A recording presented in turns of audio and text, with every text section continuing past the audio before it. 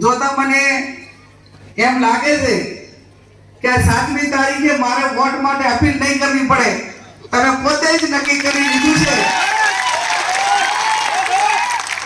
કે બનાસની બેન ગેરી બેન ને આપણો કિંમતી પવિત્ર ને અમૂલ્ય વોટ જે આપવાનો છે એ વોટના બદલામાં હું તમને એટલી ખાતરી આપું છું કે તમારો કિંમતી પવિત્ર ને અમૂલ્ય મતનો ક્યાંય વેપાર નહીં થાય એની આપને હું તમને ખાતરી આપું છું।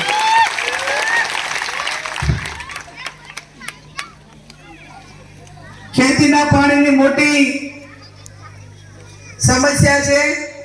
મેં આજે ત્યાં લાકડી મુકામે પણ વાત કરી હતી કે વર્ષો પહેલા જે યોજના બની હતી જીવનભાઈની સરકારમાં એમને છે કે આપણા ધાણધાના ગામોથી કરીને આ બાજુની યોજના આખી અમલમાં મૂકી હતી। સમયને સંજોગે વાંગડ કરતા હોય, શાસન કરતા હોય એ યોજનાની આખી રૂપરેખા બદલી નાખી। હવે ઓલા નેવાના પાણી મોભે ચડાવવા માટેની વાત કરે છે।